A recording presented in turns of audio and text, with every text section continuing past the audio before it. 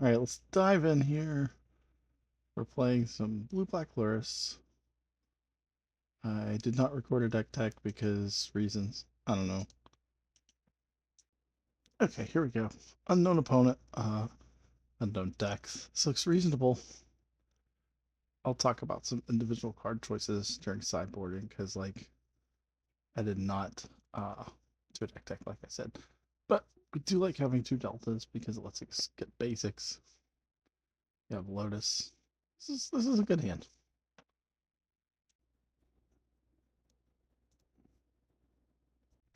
Front end of this may look sound a little funky just because I was trying to play around with the settings. So anyway, opponent starts with Onomara and Ancestral, which we can do nothing about. Probably means they're Jewel. They did mulligan a little bit low to find that because they're back up to 7 now. I guess maybe only mulligan to 6 because yeah. So here comes a bunch of Moxes. Fun thing about Jewel is I don't think it's a bad matchup for blue black, but um, you know, sometimes you just don't keep a force, and they didn't do anything too terribly scary there. So we draw not a great one, but we got our Lotus. So now we have Bowman up, and we have Spell Pierce up. These are all good things. Bowman, not the end all be all because they can kill it with Metamorph, but could help, hopefully.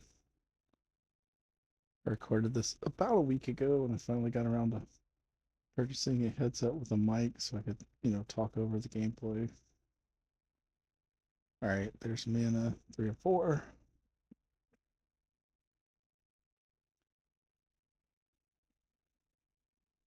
And they're thinking cast a Trinosphere. That's a no from me, dog.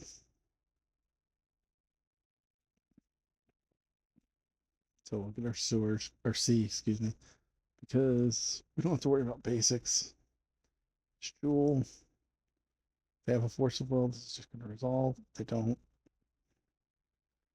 And we'll just pass the turn. So now we have like no interaction. Now we have dress down, which is not great. So our choices here are leave out Bowman or just cast this Lorien Reveal. We really don't need to cycle it for mana because 3 lands plus a Lotus feels like a lot. So I think we end up just leaving up Bowman here. I'm not sure that I love that play. In retrospect, maybe it's better to just jam it. See what happens. They play a Mox. Now their Opal is online. Gives them plenty of mana to cast a Jewel with. They'll cast a Tezzeret instead. So Tezzeret's not the worst, unless they have Time Vault, obviously. So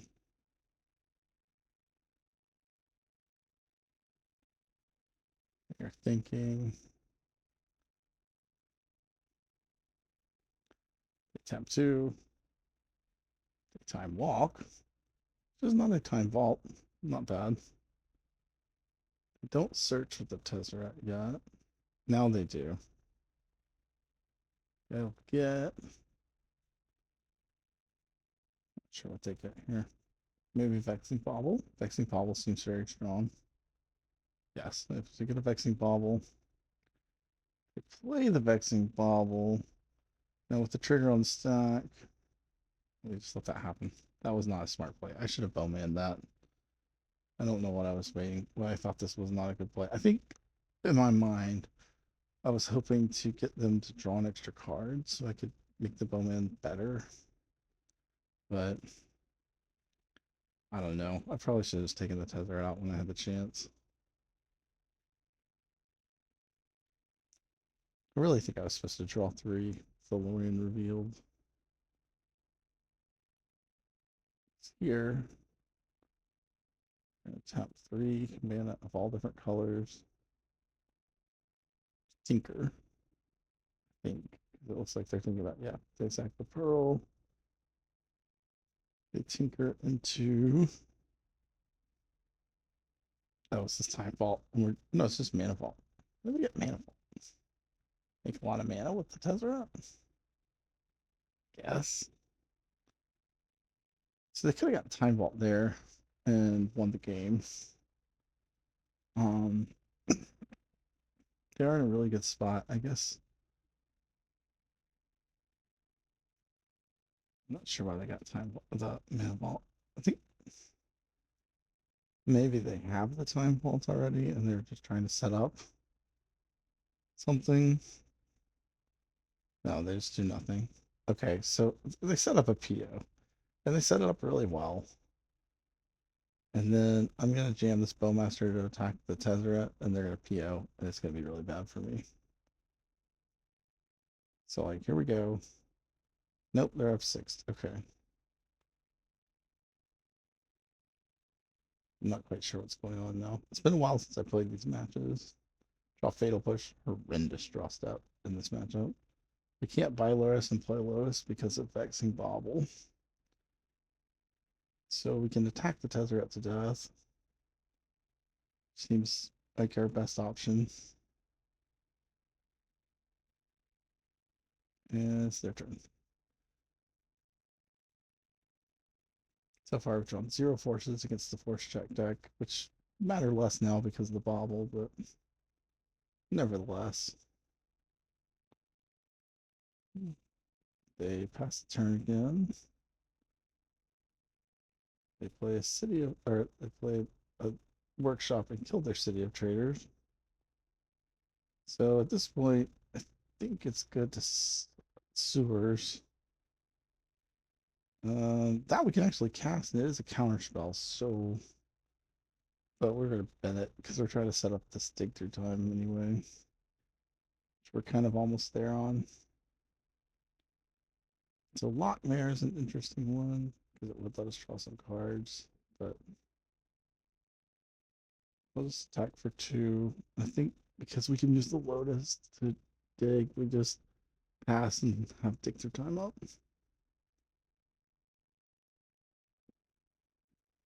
Our opponent didn't say anything about that being a misclick with the mana vault, but it feels like it may have been.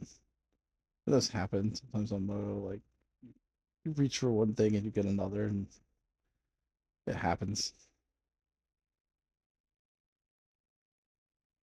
Now we'll cycle that to get a land because we do with the Lockmere. All of a sudden, we're interested in drawing more cards, or we're interested in playing our lands out.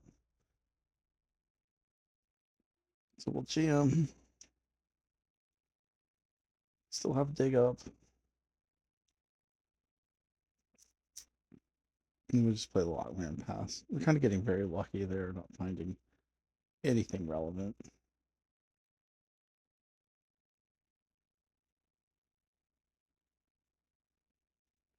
When it thinks about the Lockmere, if they counterspell this, we're perfectly fine with that.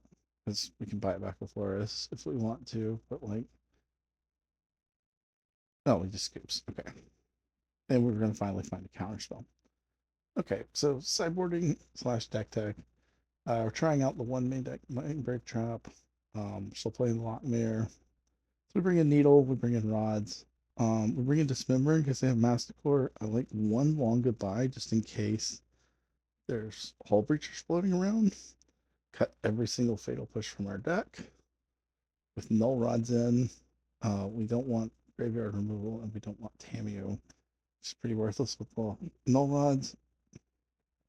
And usually I want to cut Lorien Revealed. But sometimes it's Brainstorm just because I think we went Brainstorm there. Some of these decks do play Hull Breacher, and that kind of terrifies me a little bit. So I don't like as bad as Hull Breacher can be. Like if you Hull Breacher a Frog trigger, like not the end of the world. Like Hull Breacher your Brainstorm is just brutal. I'm like, can't walk into it if it's not in your deck.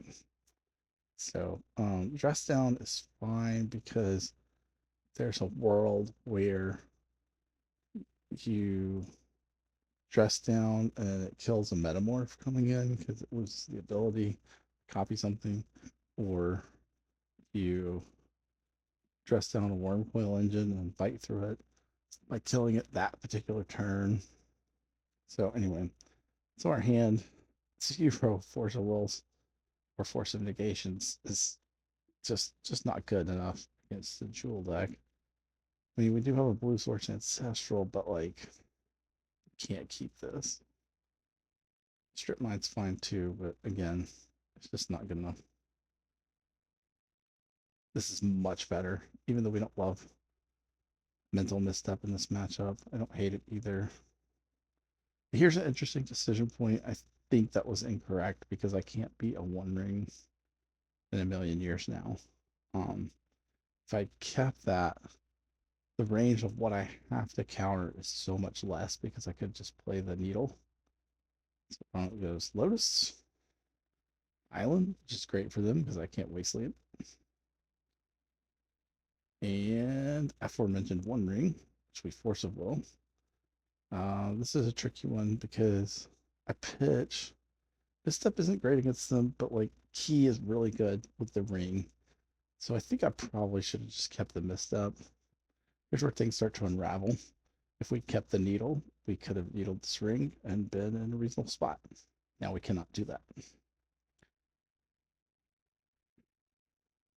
Oh, good news is we have another force of will. And we're probably going to just fetch for Surveil land here. And pray we find one of our two null rods. So opponent's going to draw two cards. Don't even get Bowman. It's kind of brutal. Plays an Ancient Tomb. Plays a Trinisphere, which we can just never beat. So we will force a bullet. Haha. This one resolves though, thankfully. But we've used up a lot of resources to force a pull two cards, and they're still drawing. So yeah, straight to the graveyard. You go. What do we draw? Another land. Not a great one. Figure let's take them off the Ancient Tomb just to decrease what they could do with all these massive amounts of cards they're about to draw. And they draw 3 more cards. Because why not? Another Ancient Tomb. The neat part about waiting a week is I can't remember who wins this game either, so we'll all watch along together. But like, pretty sure we're headed to game 3. They tinker away the ring. And they get a Wormcoil Engine. Okay, so our dress downs in our graveyard that we were just talking about. So we can DT here. All right, so we're going to cast our DT looking for, I don't even know what at this point. When it just lets that resolve, I'll get the Ancestral. Because, like, dress down still gives them 6 power. I'm not dress down, momentum breaker, excuse me.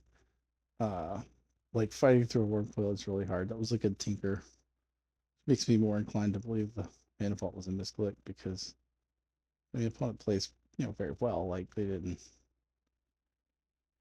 Anyway, they pay the 3 life here, pass. I'm not really sure what they're leaving up, but we have a wasteland. So I think we're supposed to wasteland the Ancient Tomb because I'm thinking they have like soft sinking the stupor up or something scary. All right, we'll just cast our Ancestral now. Force of Negation is still a thing, but the Force of Will it. Okay, and we'll just scoop here because they're gonna attack. I don't know what we're gonna do. We're gonna draw Spell Pierce. We could get Lurrus and then die with Lurrus in our hand. So anyway, yeah, Wormcoil, pretty good against blue black. And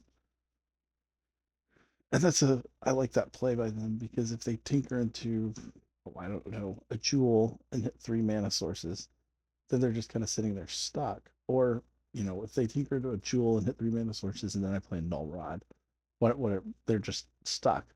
You play the Wormcoil and you're telling me I have to answer it and very quickly. So anyway, hard to beat that. Again, supposed to force the tinker, but that's how Jewel beats decks like this. They just have more things you have to answer than you have answers. And they have them very quickly because that's just the nature of playing all the fast mana workshops and everything too. So yeah. A little bit more about deck choices while we're waiting. No ponders. I just like cards that do stuff. Like your blue mana is kind of precious in this deck. Like pondering is not great. I've fiddled around with different numbers of mana drains and like I feel like one is just I don't know, it feels right without Wan Tong and without stock down. Like or stock down, stock up.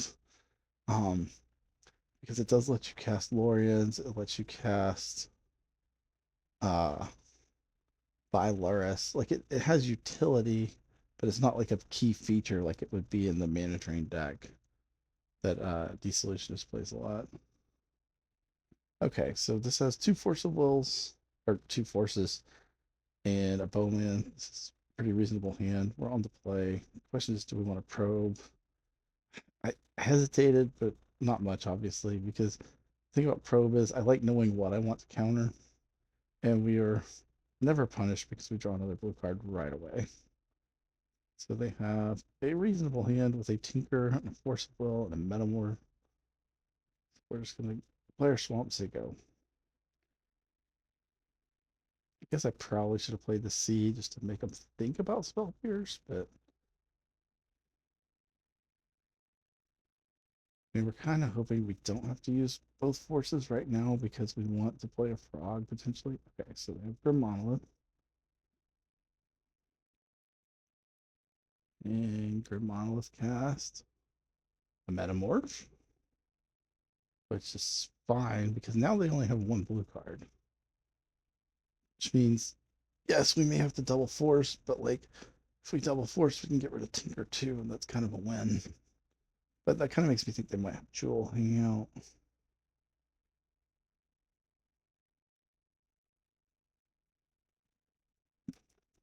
So we're going to play the Saga because we're kind of anticipating needing to pitch both these frogs to the forces.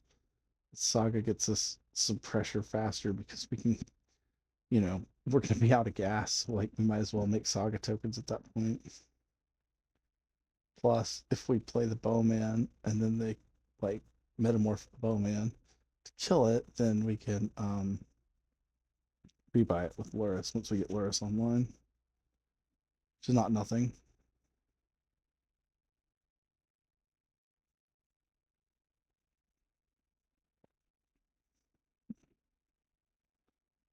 All right, here comes the workshop.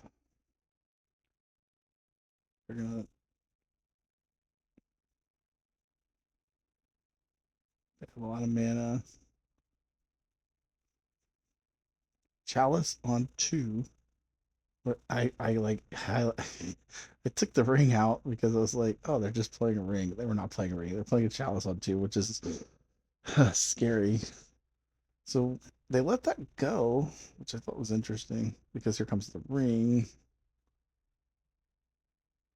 Now we'll just jam our bowman down. See if this eats a Force of Will.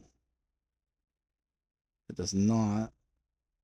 So I think we do want to go ahead and force this ring, even with the bowman in play, because like they could just start outpacing us. So here they do fire it back, and they do exile the Tinker. But they are at 12, so they're gonna get a lot of cards, but we're gonna hopefully have a lot of damage. So they smartly wait for the trigger so they don't get pinged, so they stay at 12. Can't attack for 3. So we have an option. Do we make a man or do we buy Lurrus? We'll just make a man.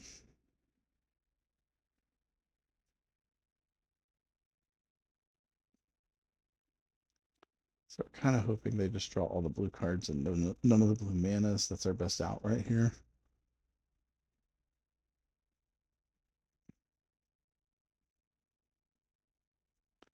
Draw 2 more. Now we can ping them because they don't have that ring protection anymore. But they have 5 cards in hand.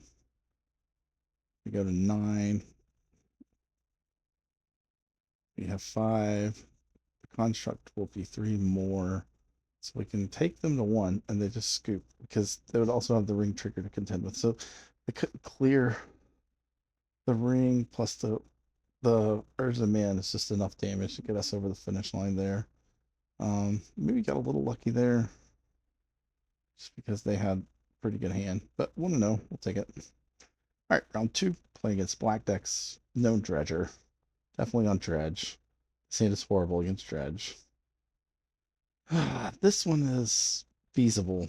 No wasteland is loose, and maybe I should have mulliganed it and been more disciplined just because we know what we're up against. But we try it. He's mulliganing. We joke on the Discord that Black Decks doesn't ever mulligan, but he does mulligan to 3 here, so that gives us a little bit of hope. We have the resources to get to a pretty quick dig through time here. The dig through time can find our main deck spell bomb or our wasteland. Maybe we'll be okay. I think I should have taxing probe there, but I didn't. Kind of planning on just time walking next turn to draw a couple extra cards. Of course, they have a Hollow Boy and 2 Icarids in the yard, but no dredgers, and no dredgers is kind of a big deal. And we rip a wasteland, which is nice. I mean, we don't rip a wasteland. We rip a detutor, which is basically a wasteland. So here, we'll just detutor, look at a wasteland, try and take him off Bazaar. All right. So he has 1 card in hand, a Hollow Boy in play, and these Icarids, the only way they can come in is if they eat each other. Now, if he'd had a Noxious Revival there, we could have been in a great deal of trouble.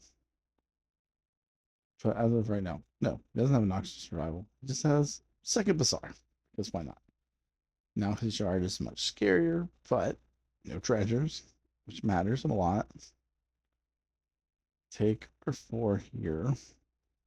Because if we take our 4 here, we don't have to pitch our whole hand to fight. So we'll attack. And I think we're gonna like time walk here and see what we can set up. Okay, so we find a C, so we don't need to really cycle Lorien revealed necessarily. That's our time walk, and then we'll just probe him for mana to cycle to get more cards in the card. So we're almost ready to dig here. Okay, so that's not a bad draw because we can play. We discard the Lorien revealed. And then we can dig now.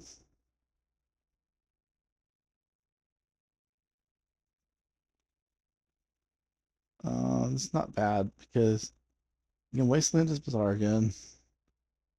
And we can play a Bowmaster at some point in the not distant future. So we'll waste him.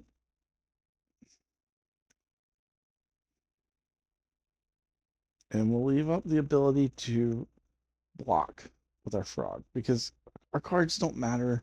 We just need to like stay alive and beat what he has going on.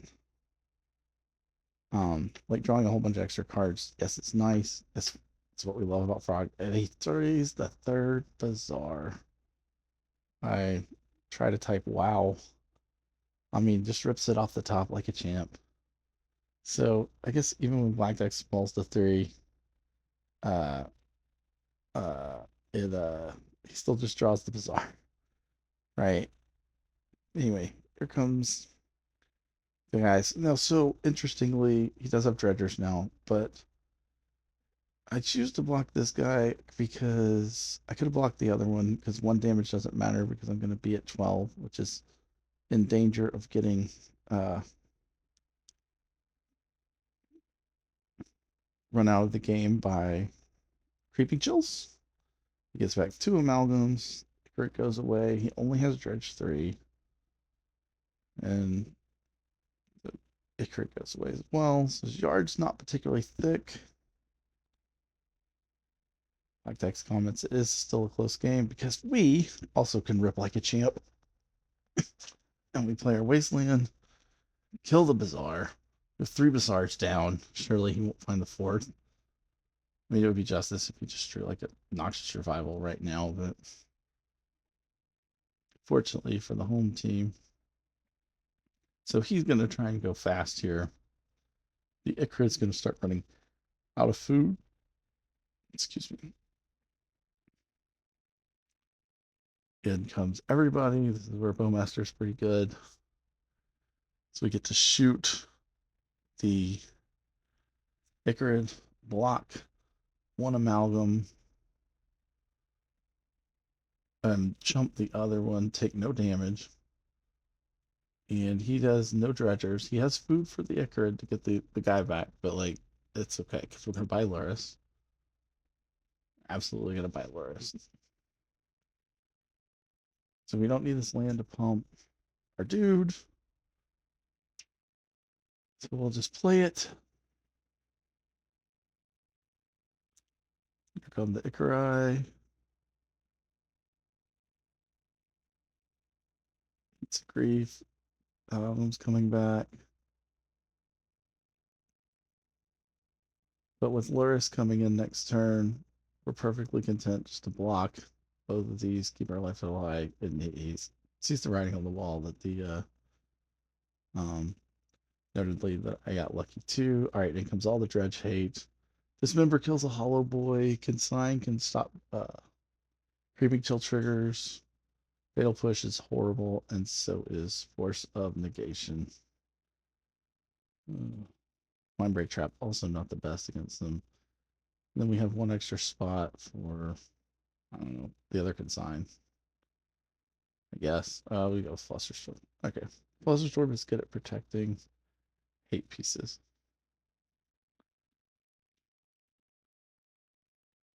All right, Black Dex gets to go first. We still have Cat. This hand is all in on a Soul Guide Lantern. He powders. Looks like it's like 2 powders worth. Yeah. 3rd powder. And keeps 7. Now the scary thing here is looking at what he's he's exiled. Not a lot of force wills and force negations. 2 force, 1 of each, but his deck is very dense with action. But like, I don't know. I think this is an okay hand to keep. Here comes Hollow Boy again. Okay, so we have the needle for the Bazaar. I think we're gonna do that over Soul Guide Lantern. He negations it. We're in trouble. Well, the one thing we do have going for us is we have, I see when he natural dredges like that, makes me think he's probably sitting on 2 good things, which is scary. But he is down to 14 cards in his deck. So like, if we can beat this hollow one, we might be okay. What do we draw here? We draw a Time Womp. Okay. So player Soul Guide Lantern is F6. It's really good for us. Trying to decide what to take. We take the Icarid because it's the only thing that like does stuff right this second.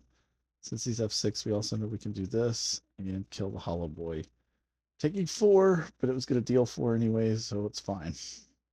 And he scoops to that. Good game. Thought I was in trouble that one, but yeah, the hate came through.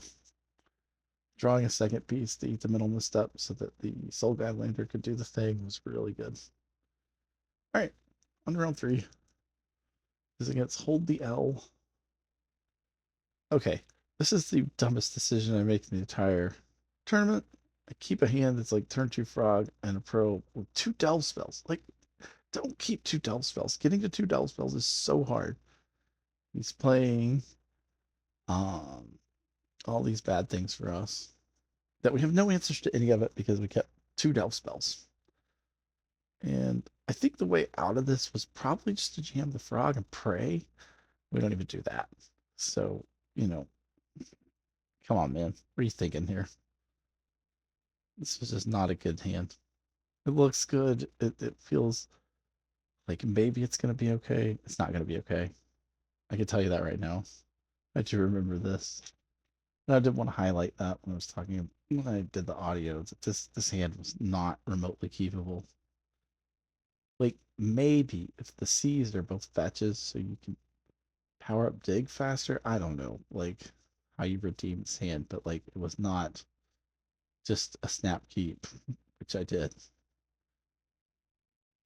Okay, so he plays all this stuff out and then like has nothing but gasoline in his hand. He goes and gets a Lotus so he can put more gasoline into play.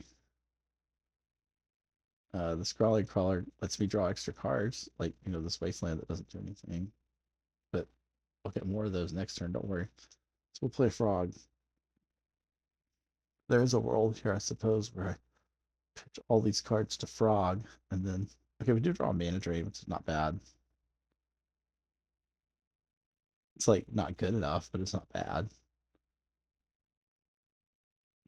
Immediately cash that in, get this Shaker.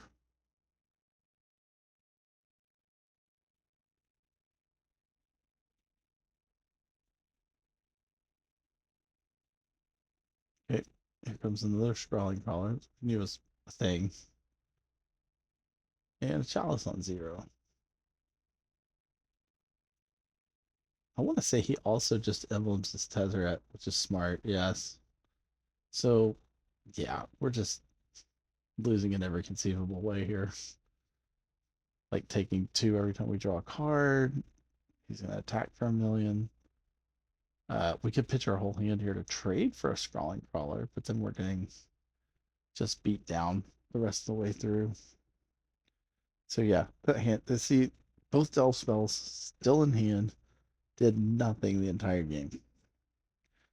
I some reason decide to take another draw step before conceding.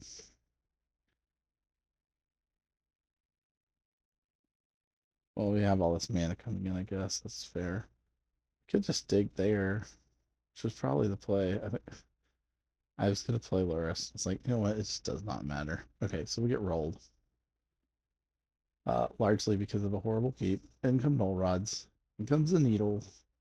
And all the removal. And the consigns. Out goes. I tried cutting one force of negation. The Tameo. I usually cut Tameo whenever rods come in. I don't know about cutting dress down. I think it may be reasonable. Cutting brainstorm against the Scrawly Crawler deck seems smart. Cut a Lorien reveal because they don't play Wastelands. I usually do shave one against not Wasteland deck.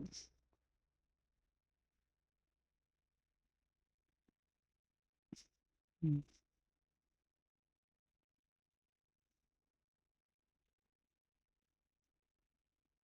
then I can't remember what our last cut ends up being.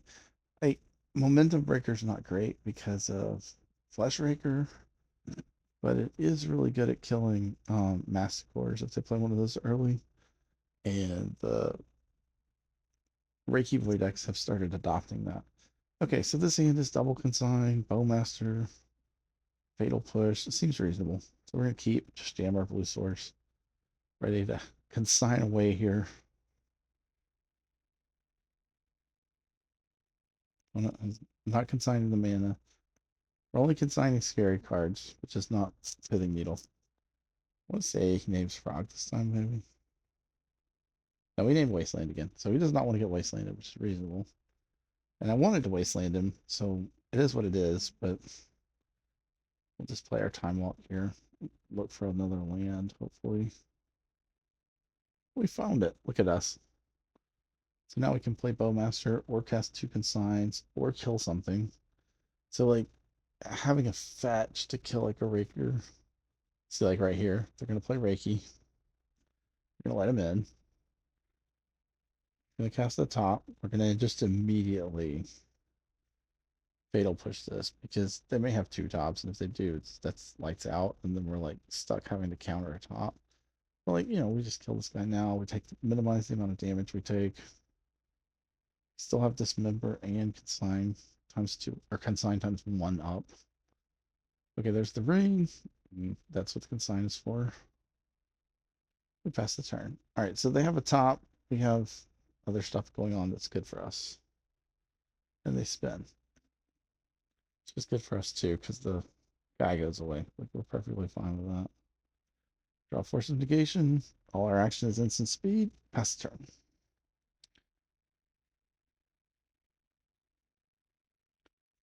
It's like they're gonna pass back. So here they could have removal for the Bowmaster, but like we have an ancient tomb in play.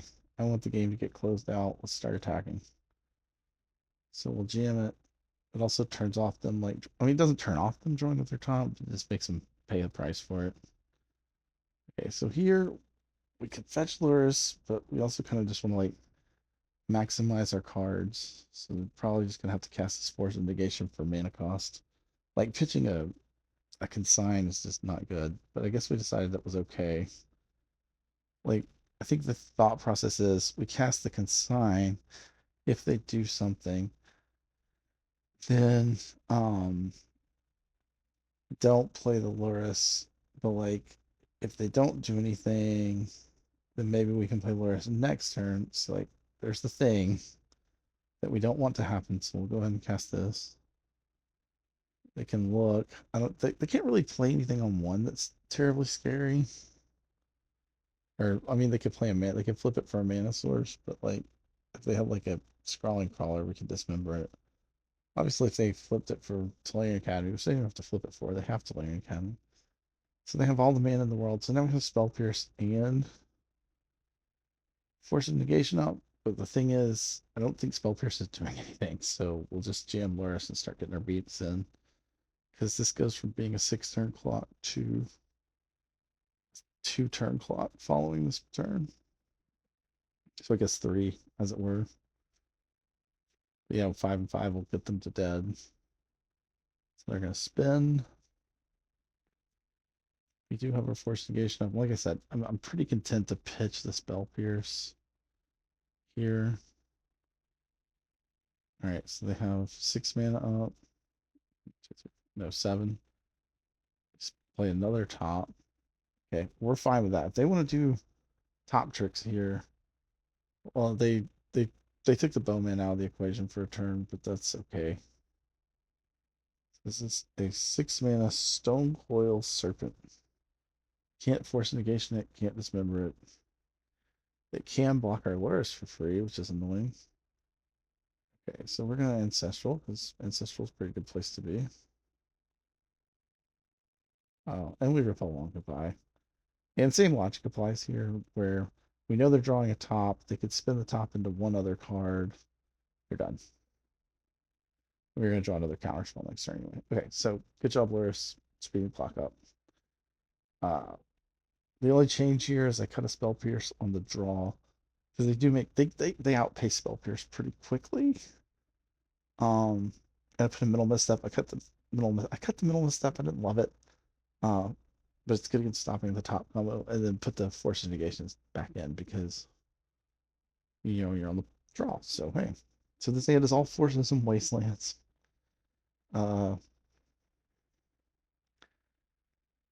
It's I don't know. It's reasonable. It's not the best.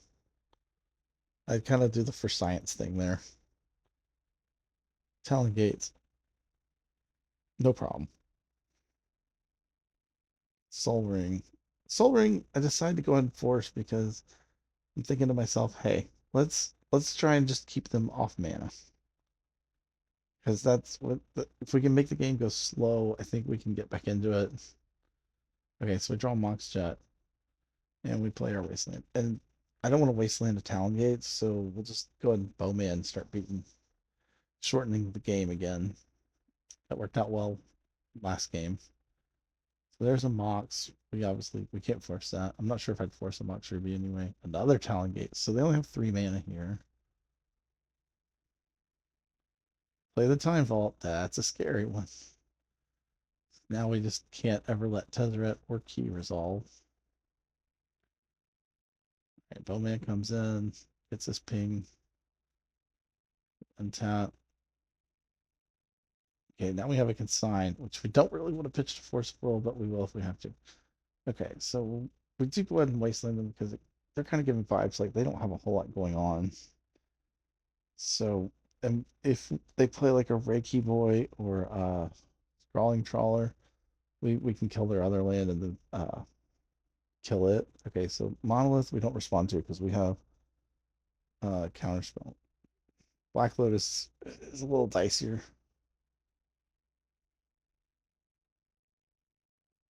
So he's gonna play a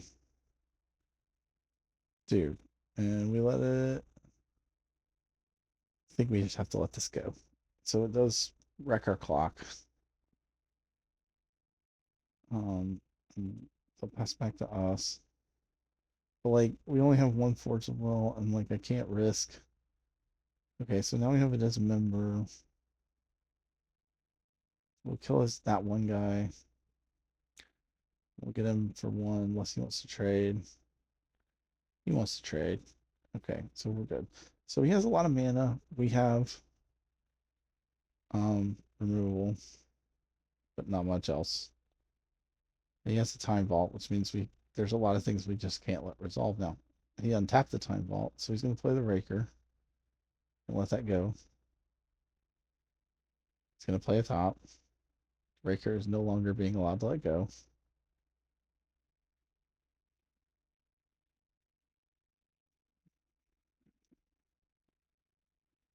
All right, Raker down. We take one, take it a top. Pretty content to yield through the turn there because I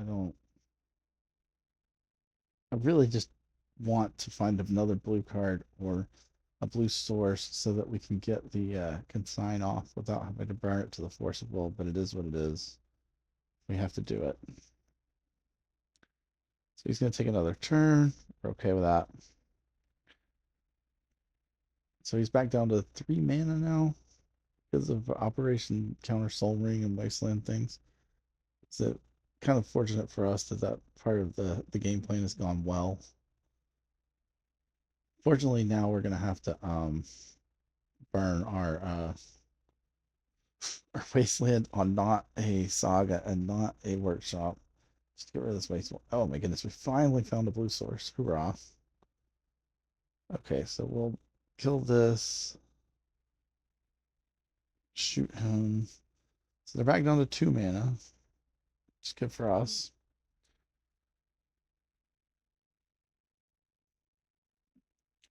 They replay top. I think they give it a little spin.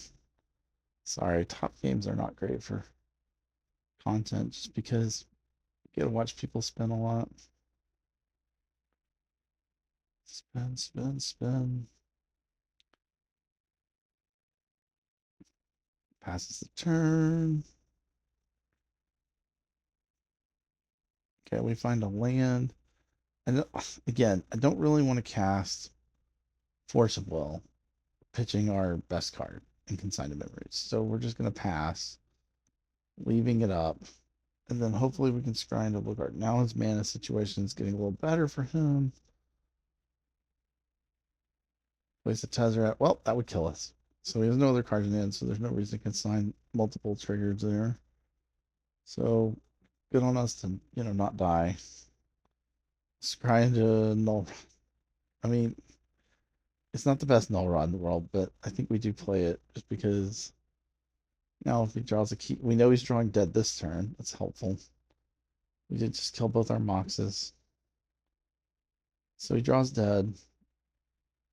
Like we can F6 because we know he drew a top. The top doesn't do anything. We'll just let it resolve.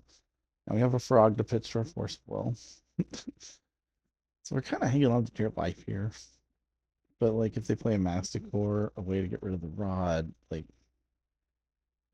Tezzeret, I'm scared they have Portable Hole in their deck, so if I let this resolve, then I'd have to counter the Portable Hole anyway. So like, I don't know, maybe it's worth doing that just so they can't draw the Portable Hole, but also if they just chain off a bunch of artifacts, that's gonna kill us. So we'll counter it. We yield through the turn. We know they're not gonna play more than 2 spells this turn, so we go ahead and yield their turn as well. Tezzeret again. Tezzeret untaps the Time Vault. That's good news for us. Okay, we have an answer to Tezzeret. That's good. The fact that they didn't go get portable hole tells me they probably don't have one, or unless they're gonna get it, because they would have done it last turn if they had one. So they're trying to make an emblem versus us racing a land. So we are in a race. We go ancestral. Whoop. We find a land. That's good news. Opponent draws. We can't really do anything. Although I guess I could fatal push, but only really want to do that if they have like a worm coil. Not a worm coil. Stone coil.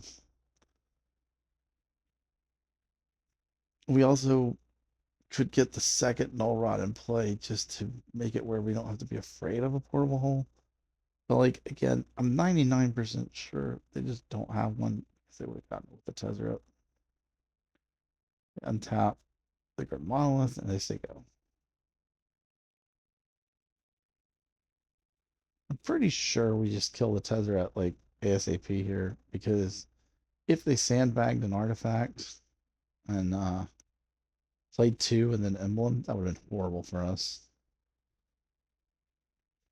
So our Undercity Sewers is already in play. Um, so they play land and say go. We love that they played a land. I think about cracking the fetch, but I'm kind of like, I think we just wait because we want that fatal push to be live on a 4-drop. Or they play that Stone Coil that I thought they were going to fetch with the Tezzeret. Since we've used our fatal push, now we can fetch. And we'll just start attacking. They are at 13. So, trying to close the game out seems good here. We just do it in their main phase because they have no cards in hand and no play. So this is an interesting spot because if we draw, okay, we draw Mana Drain, we're just gonna leave that up. I was gonna say if we drew a land, we could play.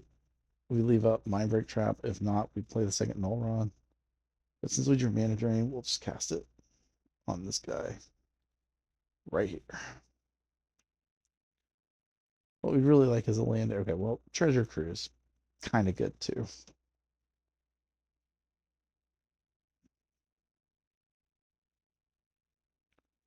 So we will jam out Treasure Cruise. Clean out our yard. The only thing that interacts with our graveyard is Tameo. Okay, so now we have Masticore covered. We have um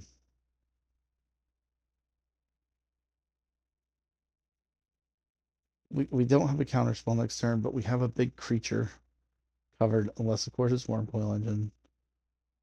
We can play our second Null Rod. I do that instead of getting the Lurrus, just because like I think these bowmen, they're at 7. Like they're dead next turn. They have to kill something. They can't really tap their Ancient Tomb. Yeah, and the game's over. We won. Huzzah, 3-0. On to the next match. Um, this hand is, I think, pretty good either against either combo Lurrus or uh, control Lurrus because we can play turn 1 Psychic Frog into Time Walk into Force of Will if they mess that up. I would love it better on the draw, on the play, but push is not great if they're on combo Lurrus, but they see our secrets. But I like that the Time Walk lets us use our mana. Frog lets us use our mana. The island being played could represent Spell Pierce, which is they Spell Pierce the Lotus, and I guess I don't know. Do we fight that? Like I kind of have to. So they play a Mizra's Bauble.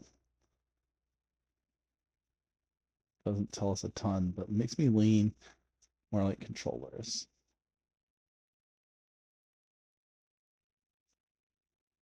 Or possibly Doomsday Lurrus.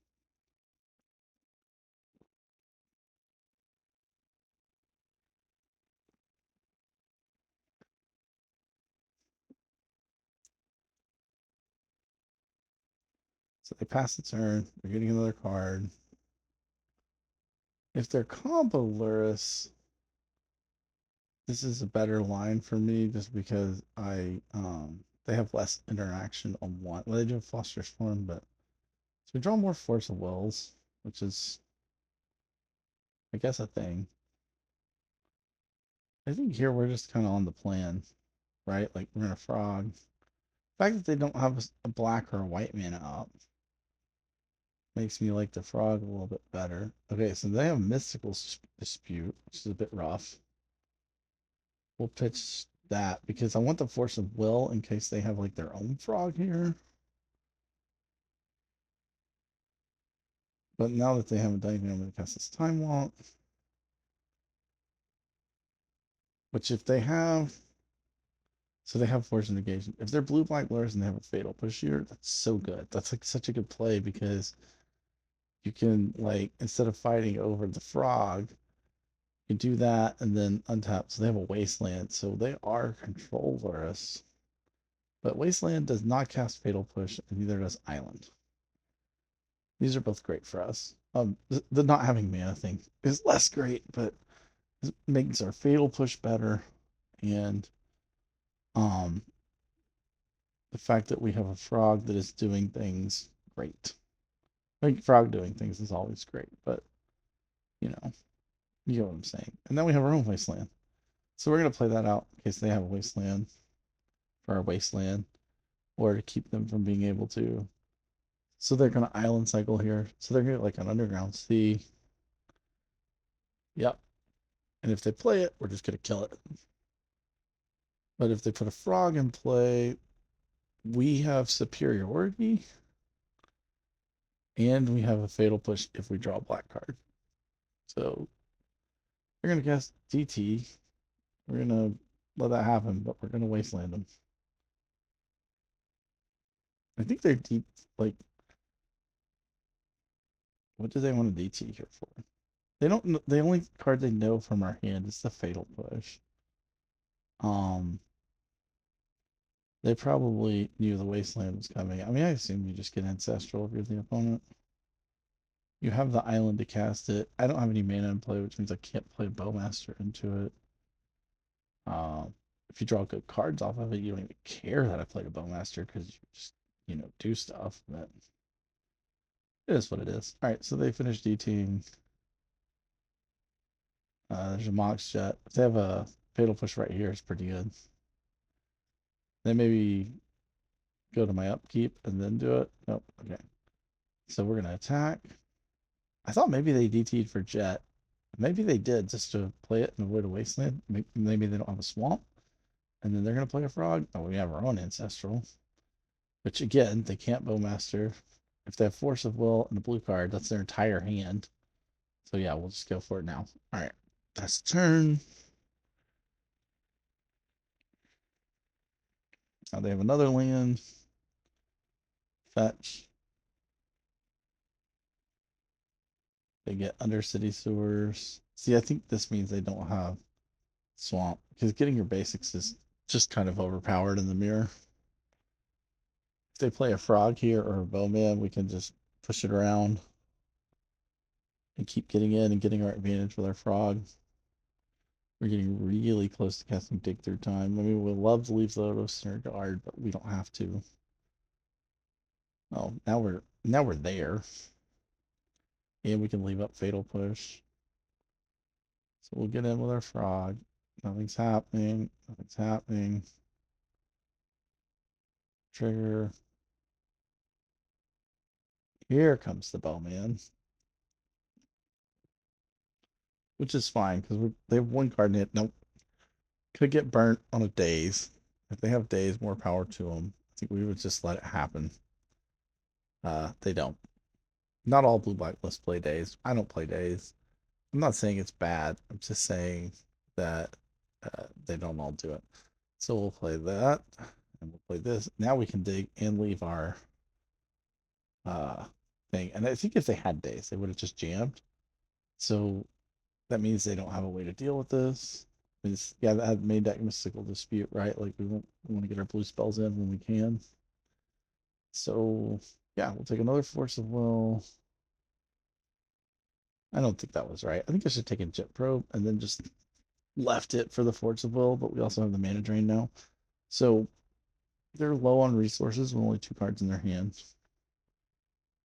We're going to be able to get Saga going, assuming they don't have Wasteland, which they didn't earlier. And I don't have a black source without this underground sea, so like I think it would be pretty tempting to wasteland me there if they could, not knowing the fact that I have 2 more black sources in hand.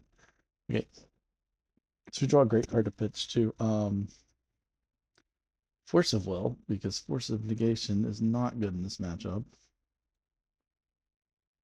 We'll play our Saga because, you know, that closes the game a little quicker.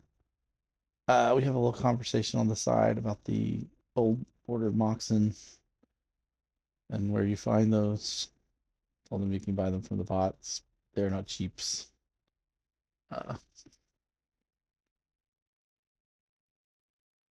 which, I'm not trying to be braggy or anything. Please don't take it that way. I just want to let them know they don't like. It's not like oh yeah, you can have the new ones or the old ones at the same price. Like it's uh, there's a difference. Um, and he asked me if I play anything besides vintage. She's interested to know. I'm considering playing a little pre-modern. I haven't taken the plunge yet. Um, to get a deck. I saw a deck that was 20 tickets that trophied. It's just all blue white control cards. Look kind of great. So he's new to MTGO. Told pick the right format because this vintage is the best format. You didn't know that already. I doubt you'd be watching this video if you weren't at least kind of thinking that. So anyway, Frog gets in there. When it gets Time Walk, we don't care about Time Walk. It's basically cycling. Oh, we play the land too. Maybe we almost care about Time Walk. Um, the thing about the Time Walk is now can play like land, Lurrus, do something, but like we just have a brick wall in our hand of nope. Like it's gonna be really hard for him to get this Lurrus into play.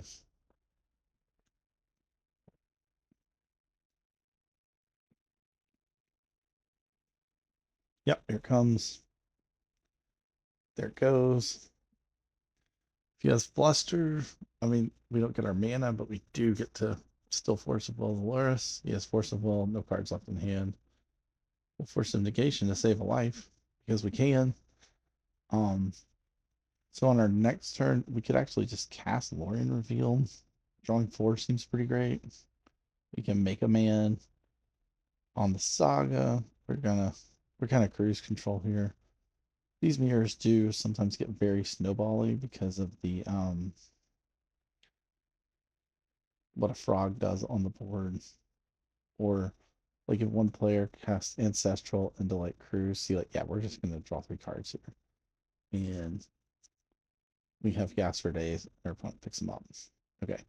So in this matchup, we want the Fluster, we want all the removal spells, we cut all the force negations. And we bring in the value graveyard piece because Soul Guide Lantern cycles and can take them off Treasure Cruise, take them off Dig, take them off something for Lurrus, but it also can just draw you a card. Um, so like 9 times out of 10, you're just cycling it, but you eat something along the way that um is useful later on. Like sniping a Lotus with that is really good because sometimes when you play Lurrus, that's the only thing you can get back. Uh, Cards that like I'm kind of happy to be playing in a blue black mirror. Lockmere obviously is just another source of card advantage. Um, Dress Down can be good to like buy your turn against the frog. Also, like these games tend to go a couple of different ways. Like one person gets wastelanded out of the game is one way that blue black mirrors can go. Another is one person gets frogged out of the game where you have one player has a frog and the other one doesn't, and it just snowballs. Another one is where you end up in a stalemate where like they can't attack your frogs and you can't attack their frog because we both have frogs, but um and maybe even you both have Lurrus and there's like bowmen sitting there. But Dress down breaks those loops up really well because dress down lets you sit there and so this hand's really kind of all in on this ancestral, but like it's just I hate mulliganing. Anyway, dress down lets you like you can get dress down looping at the end of your turn. So you're gonna start drawing cards and they're even if they have a bowman, it doesn't hurt, and like then your frogs start to get better than theirs. Uh so they have a good start here. We talk a little bit more about buying OG power. The Lotus on Motos, I think it's almost 400. It's over 400 ticks. Like, I want one, but like, also, man. Okay, so here, what we're gonna do is just pass. Um, because casting Ancestral and getting Bowman right there would be kind of heinous. It's gonna be bad here too, but like, we need the cards. And so we'll get our basic island. So because most of our cards in hand are blue except for this push. And so we're gonna go ahead and ancestral, and of course they have the bowman. Well, the good news is we get to ancestral. Bad news is we're gonna get beat down by a 4/4 orc army, and we draw no lands. That forcible, of course, shows up in the ancestral.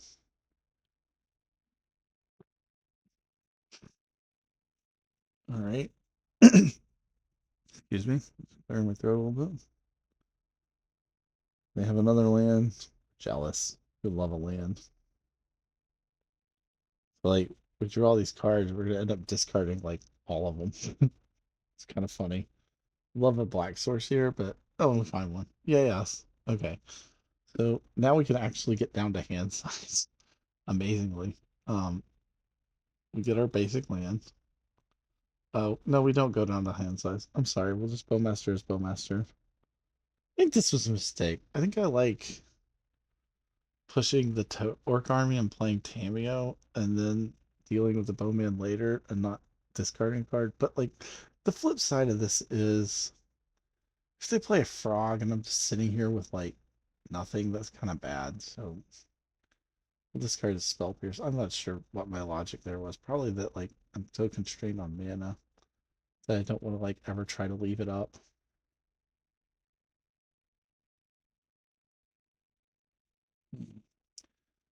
All right. So here comes Fatal Push for my guy. Sure. So the thing about that push is it's not bad. Like sometimes you just have to push the bowman, but like if you're not going to draw cards, it's just a 1/1. And one of the reasons I play 4 Bowmasters is that like I want Bowmasters to answer Bowmasters. Like I don't want to answer Bowmasters with other cards. I want to just ping them off with my own Bowmasters as much as possible. And um using a push there, I mean, like I said, it's fine, but I'd rather do it the other way. Because now, like, that push would have killed this frog. We do not want to concede. We're debating what to do here. I kind of like Tameo into like I'm probably end up using I'm gonna say this about using quality removal on quality creatures, and then end up pushing down a orc army token. But you know, it is what it is. Um, like sometimes you do things that are not ideal because you know they made a 4/4. But having said that, we are doing okay.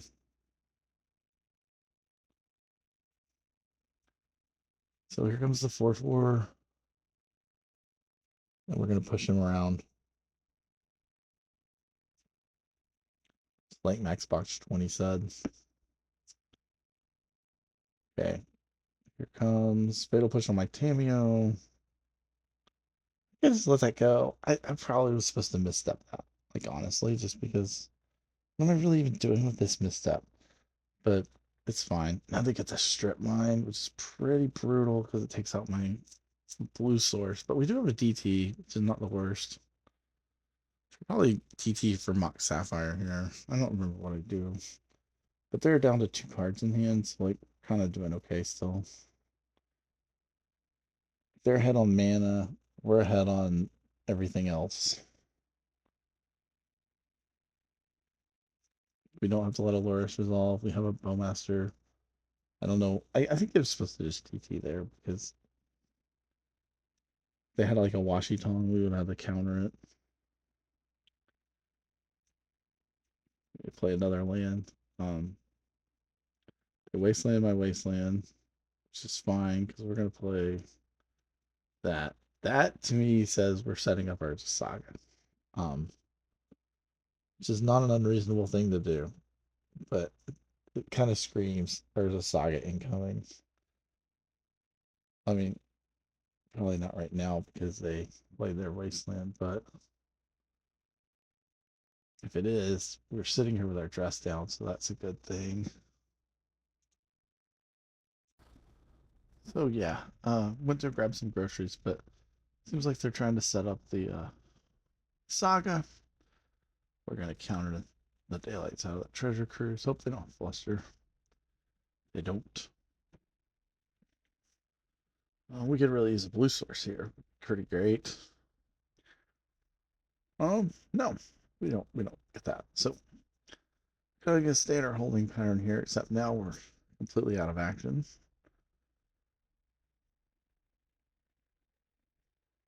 They buy Lurrus. Makes sense. That's turn. No saga. Okay. Alright. Well, there's our blue source. That's actually a pretty good one. Um let's just cast the frog here. I could see a world where maybe brainstorming was better. They forced the frog. I mean that's fine because now we can do things.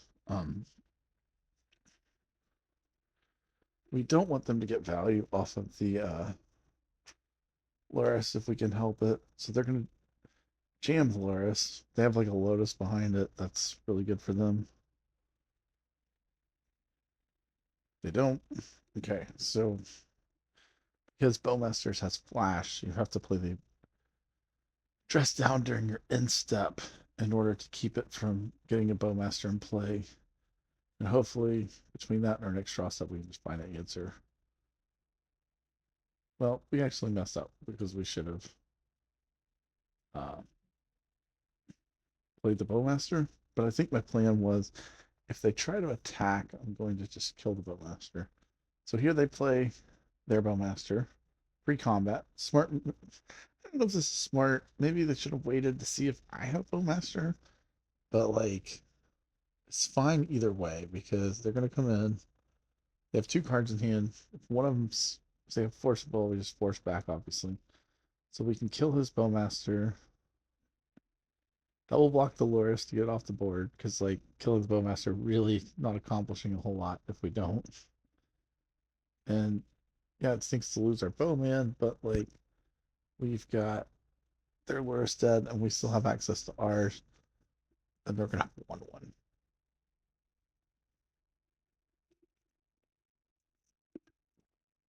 One thinks they let it happen.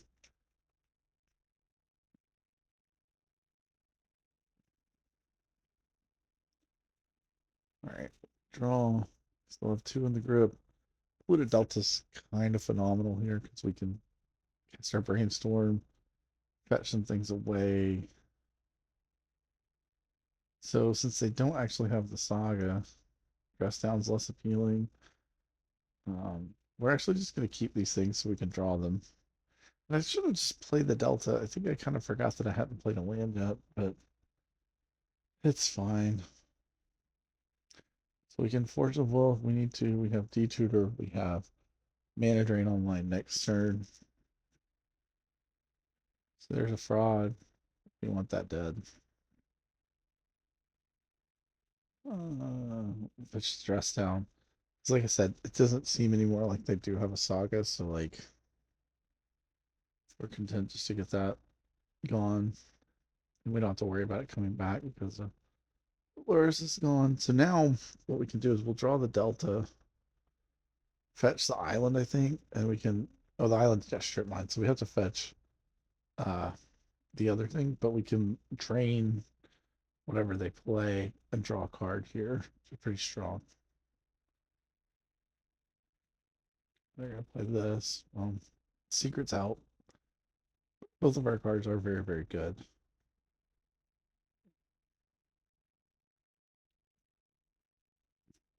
We'd be pretty content, like even if we cycled the spell bomb, if they had a bowmaster, then we could get okay, so opponent goes for a Washington right now, which means we're gonna fetch in response. And I think we just want to drain this. I don't remember exactly why I just wanted to drain this, but I think it's because I want to use the D-tutor next turn. They're gonna attack. We let them switch phases. They didn't play land. Okay, that's good for us. We draw a card. We have Treasure Cruise. It's pretty legit on this board, especially when they don't have 2 mana.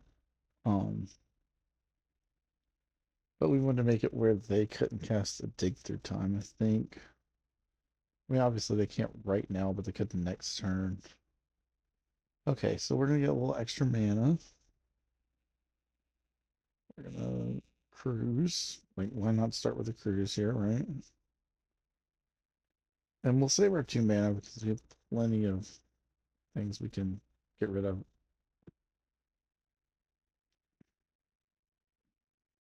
Oh, we get the time walk. We get so we can play a DT and time walk together. We have a couple of counter spells, very conditional ones, obviously, but we'll just fire Lurrus because that uses up all of our mana from the thing. We'll draw. Okay. I kind of almost just want to like DT for another wasteland and just waste them off of color mana, which is I think what we're gonna do. Because then like next turn we can play Lurrus, and if we find another land, we can actually just play Lurrus with protection, and they don't have like Spell Pierce and Flusterstorm both very strong right now because they are on 1 mana source, and it casts things that you can Spell Pierce and Flusterstorm. It's Ancestral or Brainstorm or Ponder. So after being, it's kind of ironic because we spent so much of this game stuck on land, and now our opponent is the one who's stuck. So yeah, we can just take a hit here.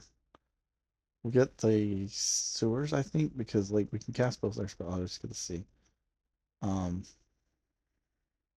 Probably should have gotten sewers there since I was gonna pass. Like my removal spell, like think a land frog is uncounterable. My oh, here's the saga.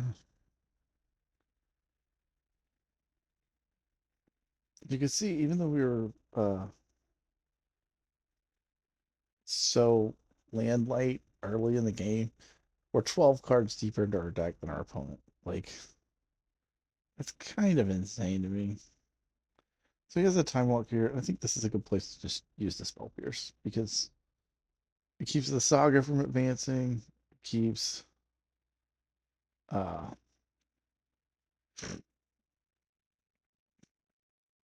keeps it from doing keeps me from taking another damage.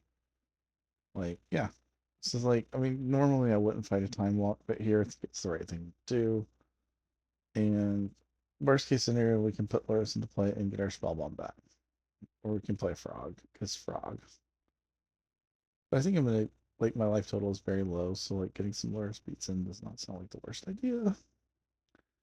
So yeah, we'll actually rebuy Tameo because Tameo's like a spell bomb but better.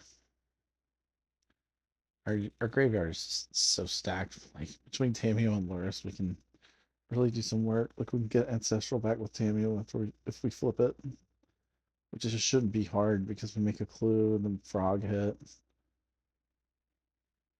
Okay, so they don't attack. They can't cast a Bowman, notably. We now have a Fatal Push to go with the rest of our insane hand. We want to play a Frog, but like, why play one from the hand when we can cast one from the yard? Swing with both. And this is where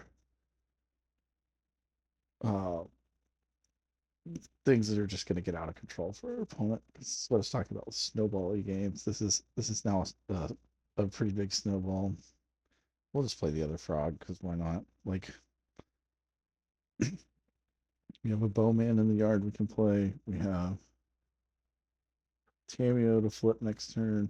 We don't even have to use mana to flip Tameo. Like we could just keep piling up clues. Like our opponent's kind of in a bad spot.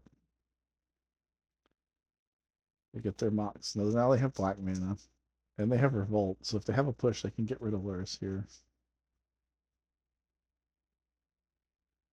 But Lurrus has already put two things back into play, and both of those things make cards. If my opponent has like a bowmaster, it's just like the biggest okay, because we have so many ways to just deal with it.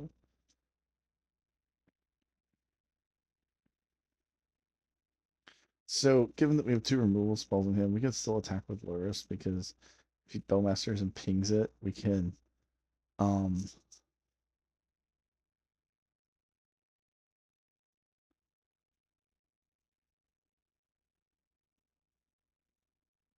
and I was just, my opponent's kind of lamenting the fact that they're in trouble. I'm like, yeah, I mean, this Lurrus is just doing so much work. Like, both kind of exhausted things. We flashing a bowman to kill his work token. If he'd had a bowmaster of his own there, he would have been in good shape, but he did not. Game ends. Good games. Again, that was, like I said, how that can snowball. And we're 4-0. Going to the fifth and final round, we get black decks again. Okay, knowing that he's a dredger. Um, this hand, like, Tameo could kind of do something. The frog. Tell him not to ruin my trophy run since we're 4-0. He's a good sport. I keep this hand. Um, I think it was a mistake. I should have valued uh having Wasteland more than I did. Like, I'm not gonna mulligan to the old the whole spell bomb. That's a one of. Like, that's just crazy. But this hand is, I mean, it plays the Tameo. It can flip the Tameo pretty quick. Like, all this assumes my opponent doesn't interact. So we play the Tameo. So I don't know. We'll see how it goes. I don't love it in retrospect. When it has the Bazaar, a shocker. They dump two dredgers and an Icarus. So pretty good turn one. He did mulligan to 5 this game. Our draw of land is not the best. We'll get in.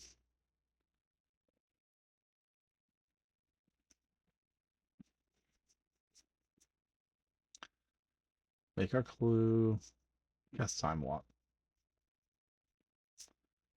So I don't know, some sort of like vision of trying to like flip the Tameo and uh recur time walk enough to win. I don't know. It's like I said, it's kind of a loose plan, and not finding a wasteland is a little bit looser too. But we can flip with the brainstorm, and if we find a wasteland there, we could potentially get him off the Bazaar. Of course, we don't. We find cards that we don't really want, like two of them, and Tameo flips. That's a good thing. Plus Tameo. Say goodbye to those two cards and drop a frog. Good news is frog can get big enough to block.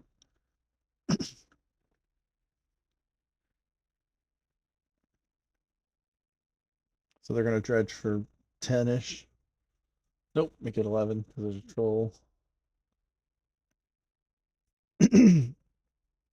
Yeah. In comes two amalgam, an archmeva.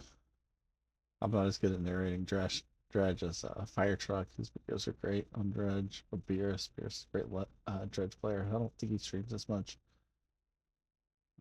Anyway, so here comes like all these things. My one little Froggy is trying to do the work. There's two more Narcomoebas. Cool thing about Tamio is she does make the Narcomoebas not do very much. So yeah, here comes all this.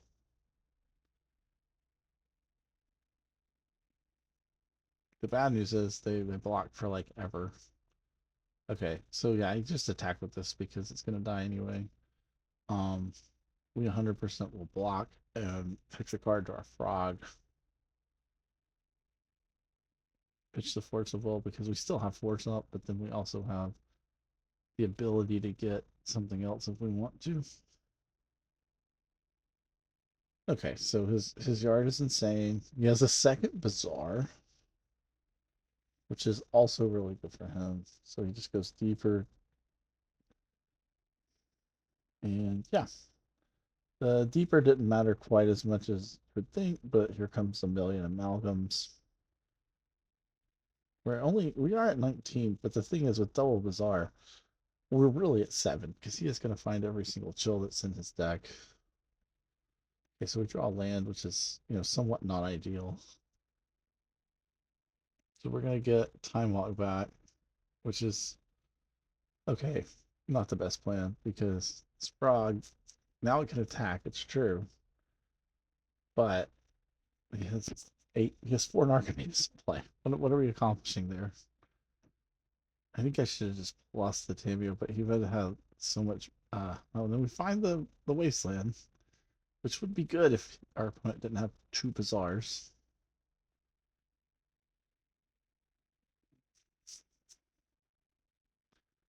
We find another Frog, which we can then play. We can plus the Tamio, and we can at least subtract 1 Bazaar from the field.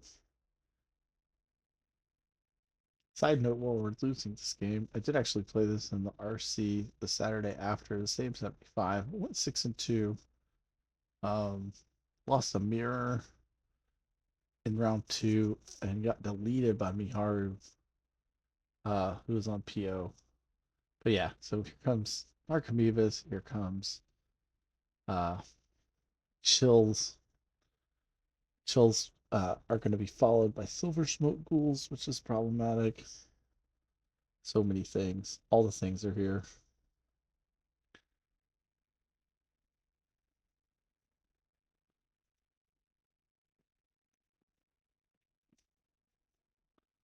When it goes, turn them sideways. But not the Narcomoebas because they don't do anything thanks to Tamio. Uh, so we can actually block 2 things here. Problem is, like, they're all coming back. But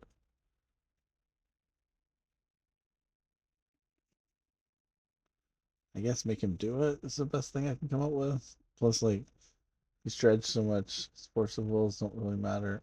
So because they're all coming back anyway, like, I think I should have just killed those. Because, no, it didn't matter because of the silver smoke rules. They would have triggered at the end step. So anyway, here come 2 more to join the crowd. Plus every silver smoke ghoul in the world.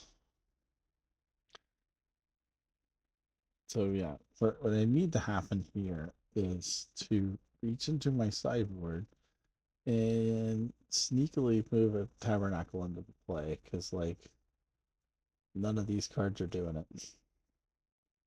I think I buy Lurrus because I mean we didn't come here to not buy Lurrus, but like then I start counting and without the Tamio to slow down these Narcomoebas, we're just very dead. And then we realize counting is just not going to help. So, same plan as before. Cage, Needle, Crypt, Tabernacle, for Dismember for Hollow Ones.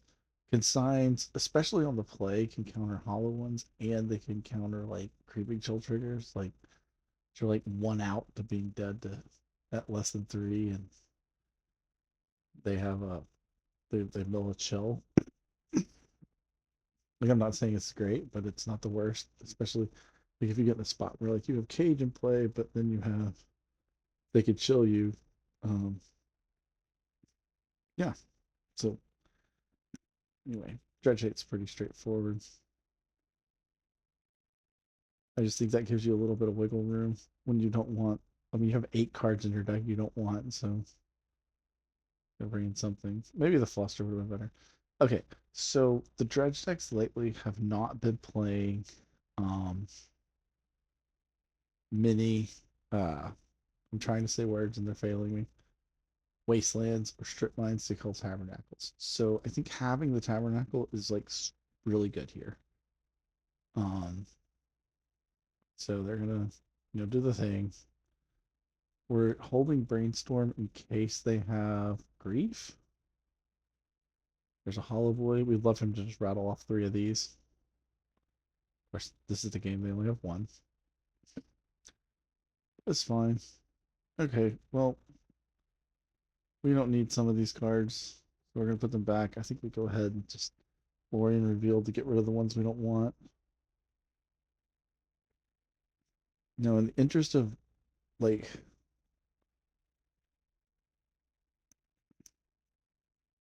so we don't think he has a grief because he would have played it. So we have the wasteland for the bazaar and we have the tabernacle. So this hand's kind of developing pretty nicely. The problem is I wanted to protect this with spellfish. So we're going to take 4 here. And we don't care if he finds any amalgams or narcomoebas because we're going to tabernacle them next turn. So we can safely like go ahead and kill the bazaar. Now, to keep him from being able to dig up more Icarids quickly, because we need to find a answer to some Icarids. Mills a Bazaar, which is encouraging. Comes in for 4. Saw that coming. Yep. Question here is, do we want to Ancestral now or wait until we can hold up Pierce? I think we're going to just keep waiting because we're going to hold up Pierce. But, excuse me. There's our Graveyard Hate. Again, we're going to keep waiting because we want to hold up Pierce. And we're just hoping to eat some Icarids when the time comes. So passes back. We play blue source. So I don't go ahead and just jam the tutor because it gets negated. But we can do this now with Pierce. And the upshot here, okay, so we're going to spell Pierce back.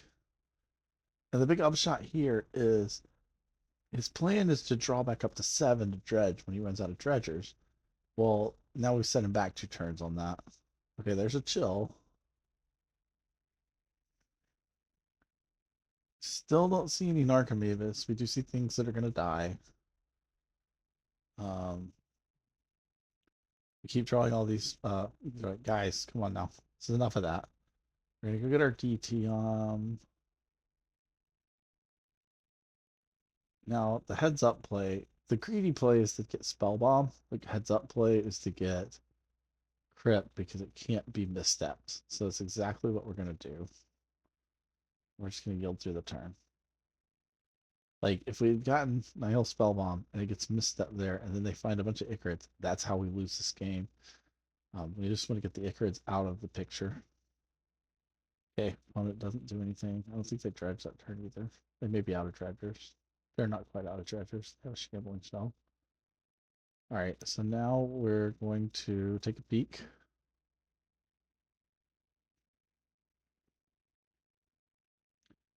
Okay, let's look at those 7 cards. They have a Force of Vigor.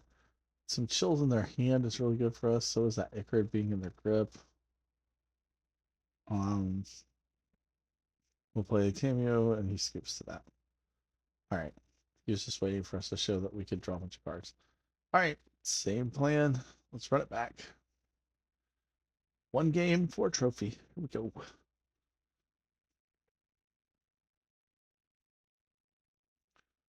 Try to hype myself up a little bit in the chat.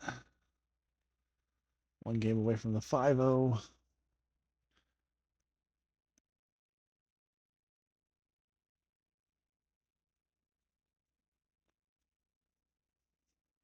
Alright, Black Dex will take the play this time. He gives me a word of encouragement, which is really nice. Like, I don't ever cheer for my opponents. Okay, so we see this hand that has a wasteland, some slow stuff, a time walk. He mulligans. I just don't feel like this is good enough. Like a wasteland doesn't often do it, and then we have no mana but a spell bomb, and then we get this hand.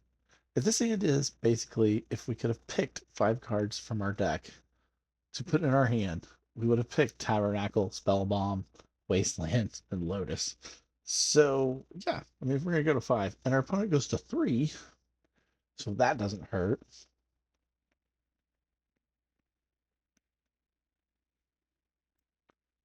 So the only question here is how do we play around Force of Vigor, which they go down to 1 card, go down to 0 cards, and then the answer is we don't because they were so low in cards. So we're gonna go ahead and just do everything here, I think, with the intention of the negative intention of milling of toasting your graveyard next turn. So we're gonna play Spell Bomb, we're gonna play Cage, and we're gonna Tabernacle your guy and pass the turn. And he says, "Good game." This is so much hate, and I don't blame him. And there's the trophy. So good games. This went pretty well. I really hate myself. Not hate myself, but should have mulliganed that one hand. But yeah, good league.